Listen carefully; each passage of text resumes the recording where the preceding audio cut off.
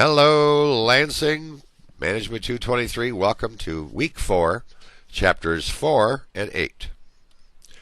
This week's objectives are, number 1, we're going to look at basic motivation theories. We're going to learn a little bit about the ABCs for shaping people's behavior.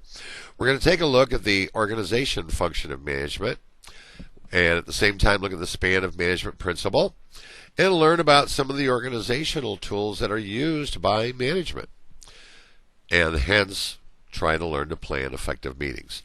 Meetings. That's what business is all about now. Having effective ones that are short, to the point, get things done is important. So let's start first with human behavior. Human behavior. The forces that stimulate human behavior come from within individuals and from within their environments. What motivates you to do what you do? First of all, we have to start with your personality. The knowledge, attitude, and attributes that make up you being a unique human being. What drives you? Are you a positive person? Look for things to do? Looking to learn new things? Are you stagnant, pretty good with status quo? Or are you a negative person who always sees the dark side of everything? A lot of things go into making your personality. Your physiological factors, your culture, what you've been exposed to, your early childhood influences, what moved you then, does it move you now, and what are your present situational or environmental factors. All those things go in to making you what you are. So motivation is a willingness to exert some effort toward achieving a goal you might have, stimulated by the effort's ability to fulfill a need that you may have inside. Maslow, I don't know you heard of him, hopefully you have, had established what's called a hierarchy of needs.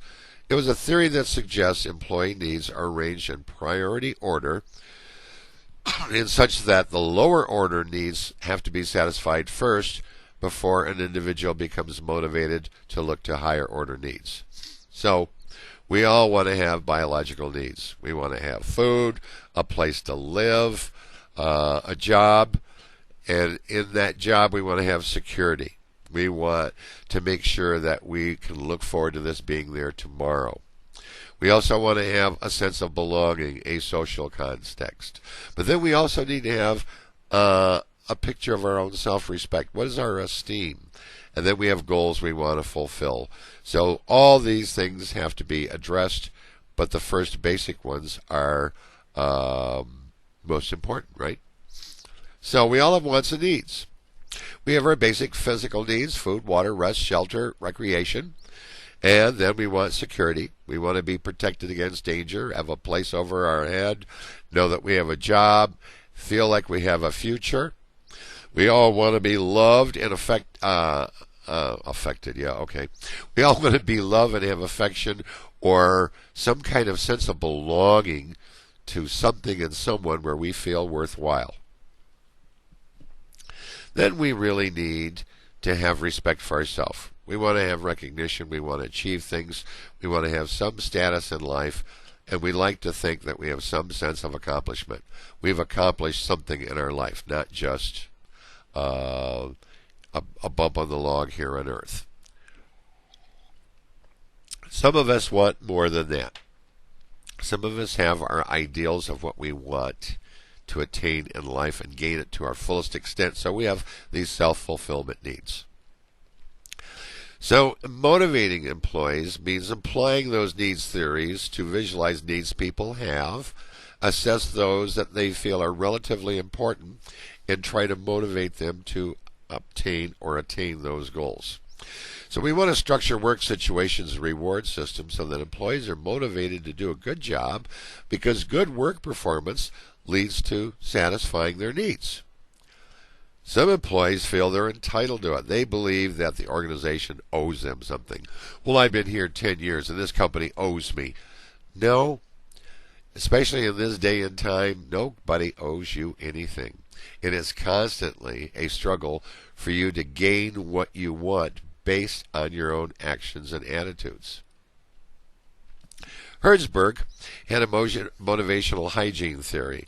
He said the factors in the work environment are those that primarily influence the degree of job dissatisfaction, Well, intrinsic job content factors influence the amount of how much the employee wants to do or how much he's motivated. So motivation factors are the elements intrinsic in the job that promote job performance. Hygiene factors are elements in the work environment that, if are positive, reduce an employee's dissatisfaction, but maybe don't really motivate them. They may not be unhappy anymore, but they're not motivated to do more than that. So when we look at it, the motivation factors are you want to appeal to the people's ability to have growth and advancement for a sense of achievement or accomplishment, and they want to have recognition for those accomplishments. They want to have responsibility and be in charge of their work, and they want it to have challenging or interesting work, not dull and boring with no goals or no outcome of gain for them. The hygiene factors are the good working conditions. They need to have money, status, and security. Do they have interpersonal relationships? Do they need to be supervised? Do they want to be supervised? What are the company policies and administration for conducting employee performance and their motivational factors? There's also what's known as the expectancy theory, the theory of motivation that holds that employees perform better when they believe their when they believe their efforts lead to rewards that they want. People will do what is in their own best interest. Workers have to see a linkage between the more they do and the more they improve and the better they do the job, that they're going to get some kind of valued reward at the end of that they're going to obtain something for the effort they put into it. Then there's also the equity theory. This explains how people strive for fairness in the workplace. And there are those who feel that this isn't fair, that isn't fair, and so they make ratio comparisons of their outcome. This is the rewards we get based on their perceptions of their input or their effort of the outcome. So they look at it in a ratio balance. Well, I put in this much and I should get so much more out of it. And what I've been putting in and what I'm getting does not equal what I think I've been putting in and what I'm actually getting out of it. So you have this theory that it's not right. Ed's outcomes are not greater than his inputs, rather. Carl's outcomes seem to be really good based on his input. So Ed's inputs he feels are the same as Carl's. They both have the same job, but Carl has a better outcome than Ed does. And Carl gets paid more. This makes Carl's output-input ratio greater than Ed's, which creates the feeling to Ed of unfairness. So the equity theory is that why should I bother? Why should I try? Carl's getting all the rewards and nobody's paying attention to what I'm doing, and yet I'm doing just as much. Again, remember, that's their perception. It may not be reality. So there are theories of inequity. People feel that there's negative or underpayment inequity, and so they ask for a raise. They don't get it, they produce lower output. They start calling off sick more. They don't show up on time. They are very inattentive to work. They just really don't care anymore. Okay? And they think I give up. Positive or overpayment inequity. Those who get paid for more than what they are actually putting out won't admit to it. And they try to find reasons for why they're getting paid more. So, naturally, since they're getting paid more than the other guy, they're going to try to maintain that. Of course, we all want to make more money than we're making, and if we're getting paid for more than what we're doing, then we're going to try to protect that. Supervisors, you as a supervisor in equity theory, you have some problems and implications there. People are going to approach you and say it's not fair. I do just as much as so-and-so, and they've got a better job or they get better pay than I do. For you, it provides an implication in that it provides another explanation for how perceptions and beliefs are out there for what is fair based on what they do. It helps you understand more that there are people who don't do a certain amount of work because they think there is an inequity in place. This whole theory equates managers with the disasters that can occur when rewards are not aligned with performance. I have seen people get paid more because they're liked more, or they go golfing with so-and-so, and they hang out together so they get better hours and better pay. Not fair. People see that. Effective supervisors have to be aware of those signs of unfairness and immediately take action to correct it. So they need to assist the other worker in finding proper reference or correct situations if there is truly an inequity. You as a supervisor are going to deal with people who make your life difficult. One of them is the ones we just talked about, the people who don't think they're getting fair treatment for what they do. So you need to focus attention on what the person does and how it impacts others. Those work conditions that do not fulfill employee needs generally cause dissatisfaction and a worker frustration. There are other things in people's lives that can cause them to do things. Maybe they're not happy in general. Maybe a woman had a bad relationship, so she hates all men. So you're a man and she's a woman and you're her boss. She's going to make your life miserable because she doesn't feel that men give women a fair shake. All kinds of things go on. So there's a lot of incivility and other inappropriate behavior that you have to deal with in a proper, immediate, timely manner. Don't let it dwell on. Don't ignore it. It won't go away. And left alone, it gets worse. So, you as a manager, what should you be doing? Well, first of all, again, and you're going to hear me repeat this sentence a lot. To be a great manager, you have to focus on the good. We can all go around and look for what everybody does wrong and all the negatives and what's wrong with everybody and look for the faults in everyone. You as a good manager need to focus on the good. Look for what people do good. Look for the good attributes. Look at the good skills.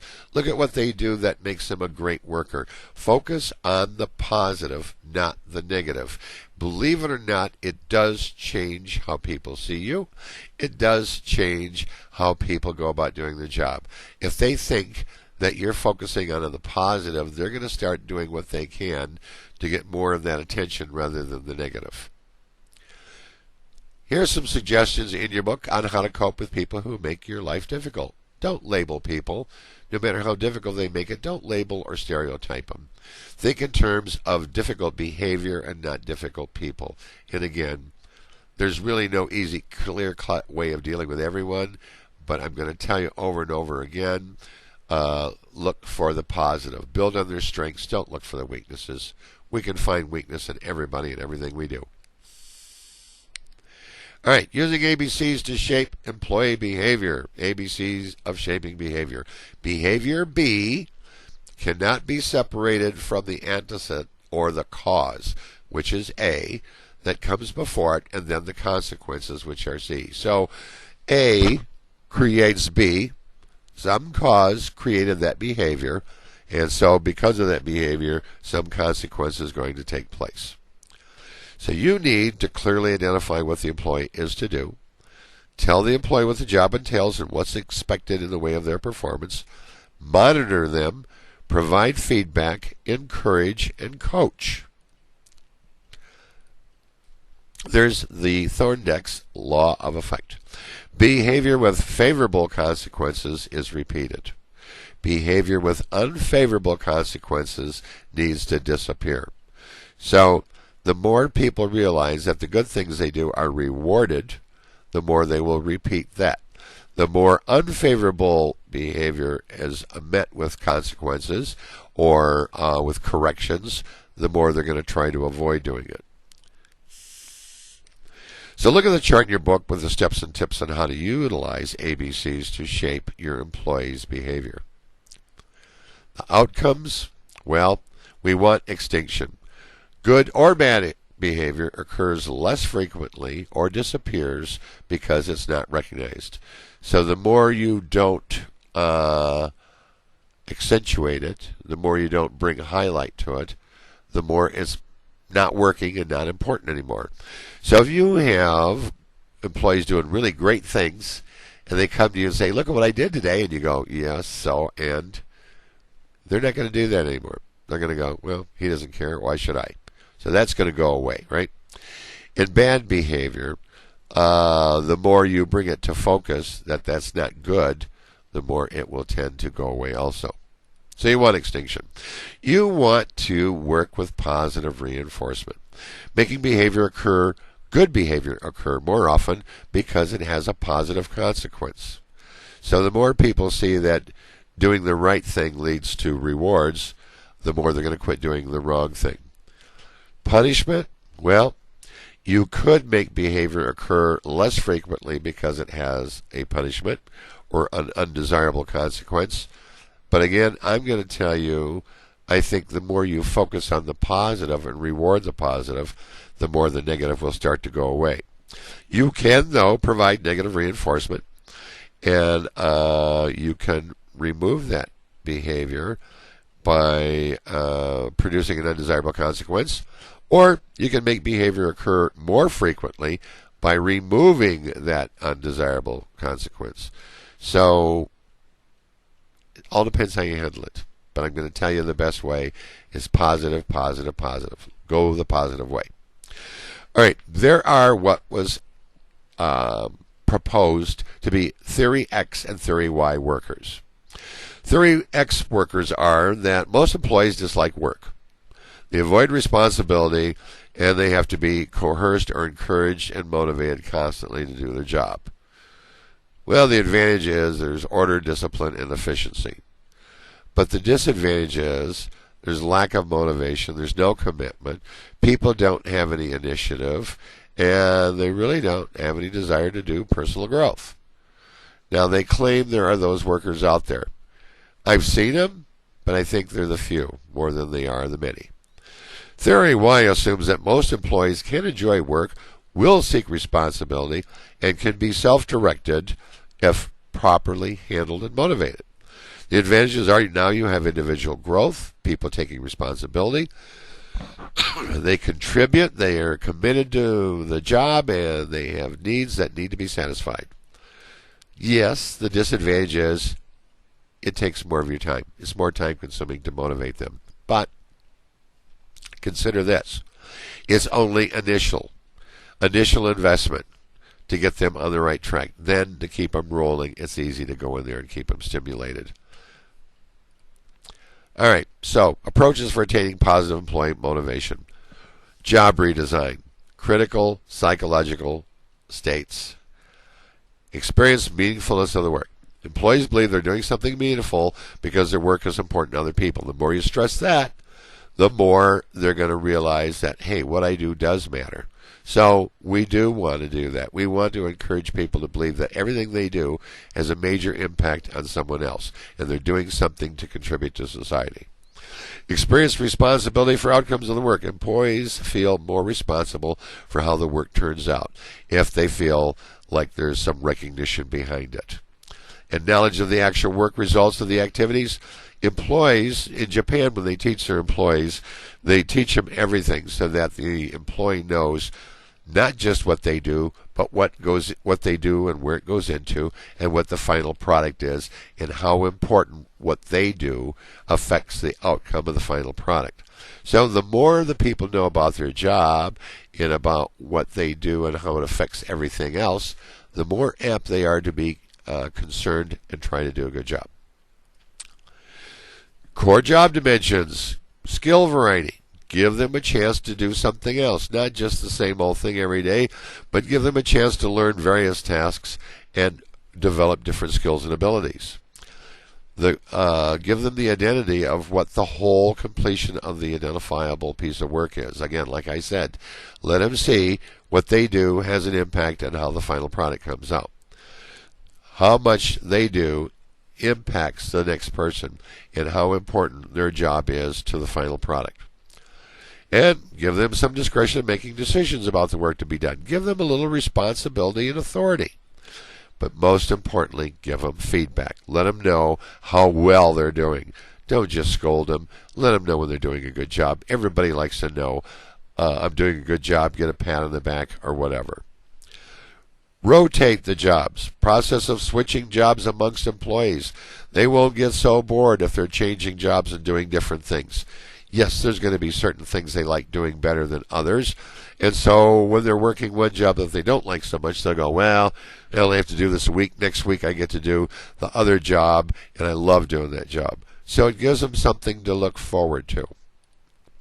Multitasking. Increase the number of tasks an individual performs at one time. Don't have them just do one thing. Have them do several things. Enrich their job. Create the job that helps the employee fulfill their higher level needs. Giving them something more challenging. Let them make some decisions in it. Give them authority. Give them responsibility. Make them involved in the job. It will change their whole attitude and outlook. And now I'm going to tell you what the biggest trend is in today's management, and that's called participative management. Getting your people involved in what they do. It improves their morale. They now have pride in what they do. They enjoy what they're doing. They enjoy working within the group. They have input. Everybody listens to them. They trust the people they work with. They all believe in each other. They depend on each other. They count on each other because they've had say into it. They've had some input into making the decisions. It's a whole nother world, and that's where business is going today. Empower your employees. Give them the authority, responsibility to accomplish their objectives.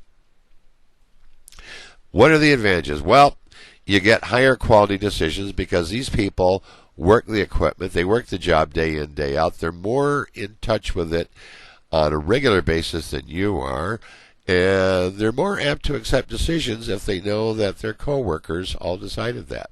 Again, it's time consuming, yes. There's more criticism involved, probably, but the end result is that together everybody will accomplish more, and everybody's participating in improving. So there's a lot of ways you can do that. You can have them in direct involvement by having quality circles, put them in teams, put them in self-directed work teams, and if nothing else, at least have an employee suggestion program where they can offer ideas on how to improve. Chapter 8, Supervisory Supervisory organizing at the departmental level. Let's form a committee to create a task force to develop a team to determine the fastest way to deal with the problem. I love that cartoon.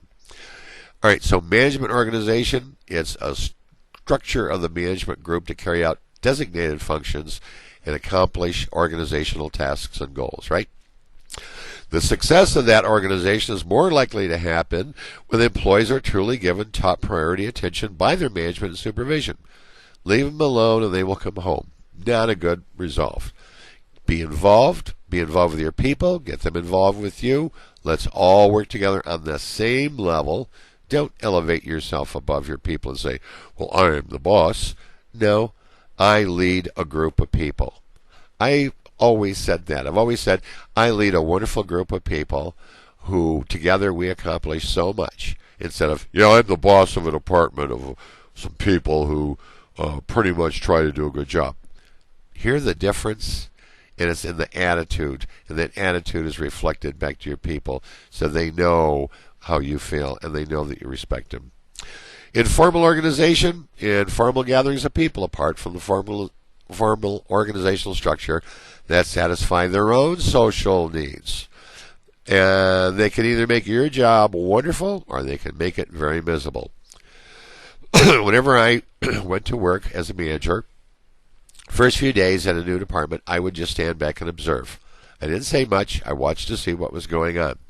I wanted to see who the ringleader was. In every group of people, there's someone that people tend to gravitate to for direction because they have the knowledge, the years in the job, and the experience. And they're like sheep. They all follow that one person. And so if you get that person on your side and do what you can for the group through them, everybody will follow that trend. However, if you walk in there and make the mistake of trying to tell them they're all messed up and you're there to straighten them out, they can make you look stupid really quick. And I've seen that happen with some people too.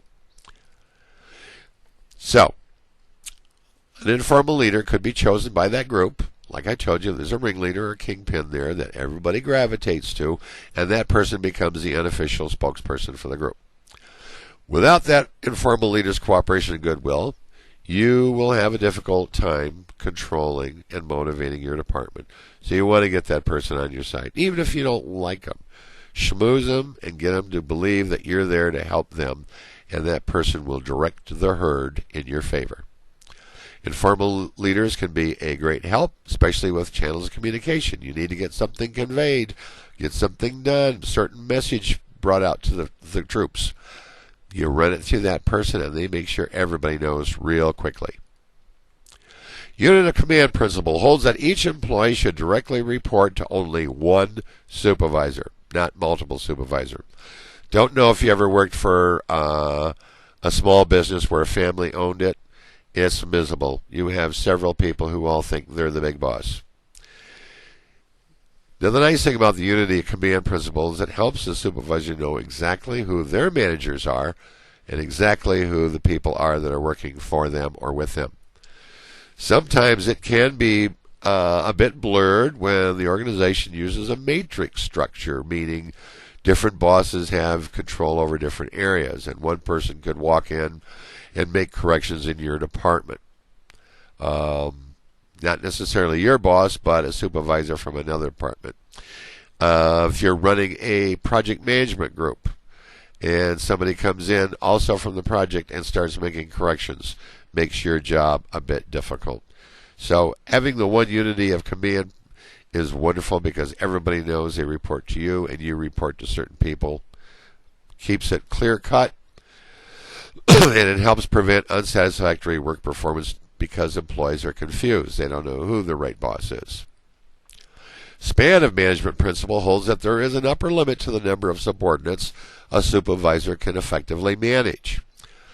Factors influencing that are the supervisor's own ability to manage people. Are they beyond their control or beyond their limit of people that they can manage? The types and amounts of staff assistant.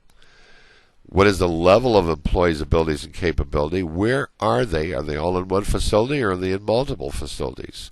What's the nature and complexity of their work activity? Do you even understand what they're doing? And what are the performance standards? Excuse me. There's another term called departmentalization. And this is dividing work into components or specialized tasks to try to improve efficiency and output. It's a process of grouping those different activities and people into distinct organizational units.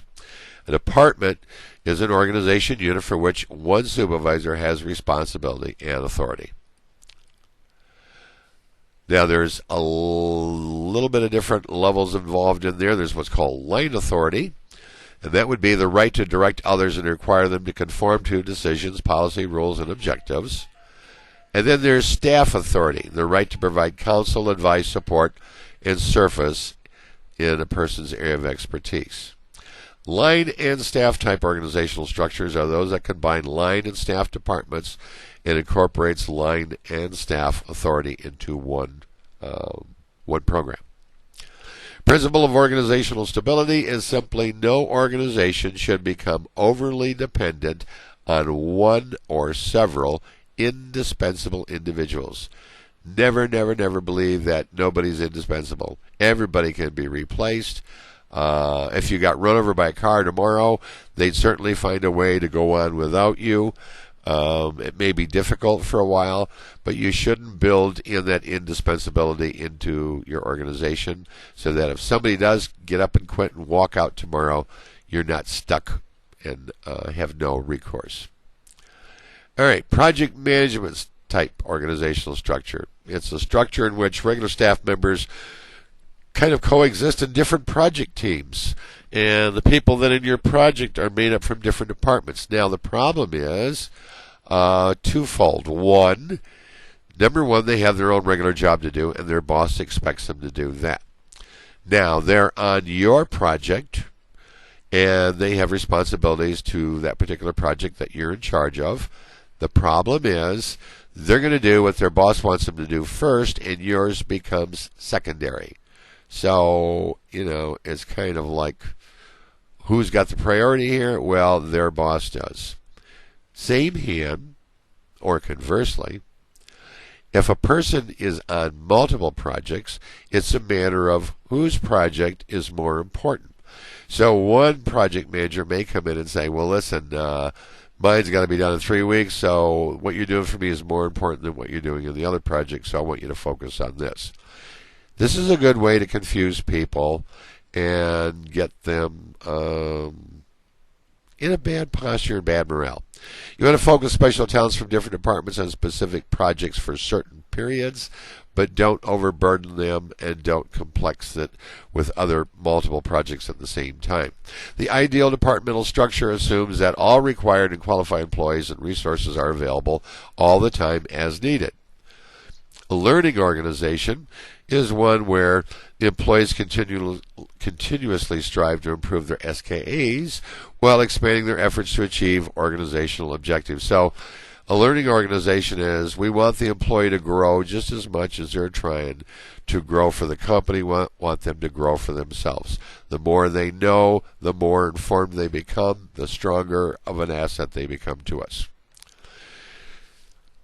Most companies and departments have organizational charts, and hence you're going to be asked to create one, as you probably already know. It's pretty much a graphical picture laid out stating who's in charge and where you fit into the organization, who your boss is, who's on the same level with you, and who may be working for you. The department charts are great because they promote a complete analysis of the department. They help identify if there's any duplicate effort or inconsistency where something isn't getting done. They reveal any dual reporting relationships. They determine the proper span of who's in charge of what, so management knows which areas of authority they have, and it shows all the relationships between everybody working in that department. So if you look at an organizational chart for a nursing service department of a hospital, you can see who's in charge, and then who the clinical directors are, and then we have med-surgical, perioperative, clinical, critical, social, and so on down the line. Who works for who and who reports to where.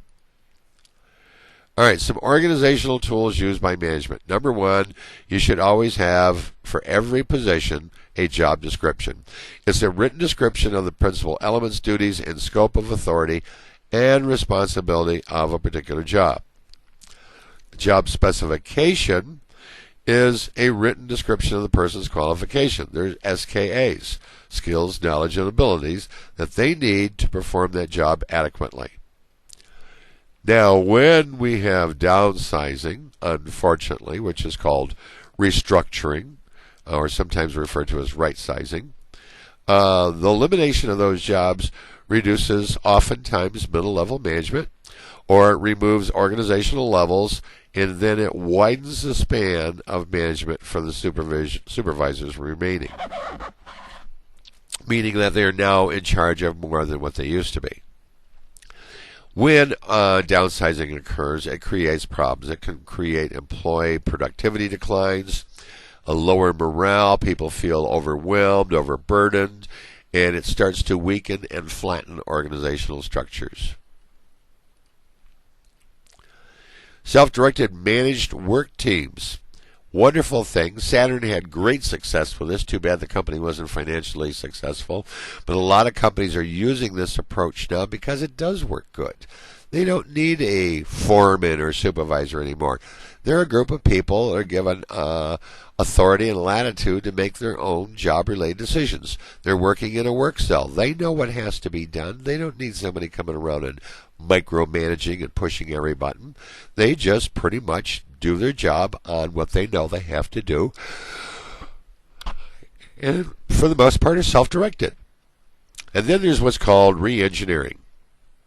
Restructuring a firm based on the processes and the customer needs and services rather than focusing on departments and functions.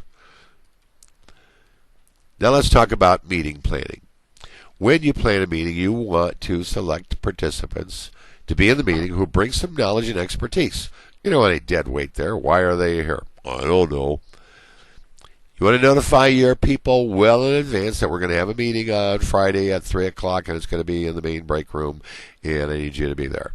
So you give them advance notice, let them know pretty much for what. If you need them to be prepared for something, you might want to tell them what the meeting's about so they can bring certain information. You need to have a plan and an agenda. What's your purpose for the meeting?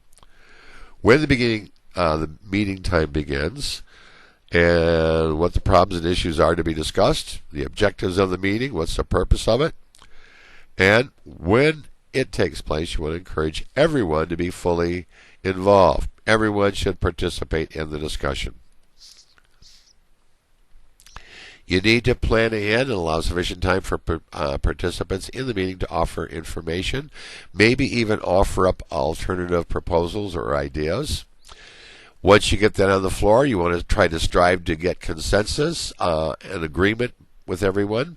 And once you kind of got that path of major consensus, then you vote on the proposal at hand. Stay on topic, stay on the subject, adjourn time, take sidebars and put them off till later, make adjustments as necessary. Remember, the main purpose of the meeting is to accomplish certain things. And then follow up, including distributing a summary of the meeting, the minutes or the meeting notes, and what actions have to be taken yet. And I'm going to add this. I've been to some meetings where this was the big fall down. Before the meeting closes, review assignments so that everyone knows what they're responsible for. I've been into some meetings that other people conducted, and when we came back for the next meeting, people weren't sure that they were supposed to do something in between meetings. They're like, oh, well, you didn't say, so I just thought we were doing this and that, or I thought so-and-so was getting that. Totally waste your time. So make sure before you conclude the meeting that everybody knows who's got to do what before the next meeting so that they bring that information to the meeting. And again, another source in your book, here are questions to consider when you plan a meeting. These are the things that you should think about in properly planning a meeting and conducting it to make sure it goes effectively. So that's the end of this week's lecture. Look at the weekly assignment folder again. Again, there's a weekly quiz. Again, you have a weekly discussion board. And, of course, once again, you have a homework or team project. So that is basically it. It's due again, as usual, Saturday by 11:30 p.m. Any questions, make sure you shoot me an email. Otherwise, you have a great week, and we'll talk soon.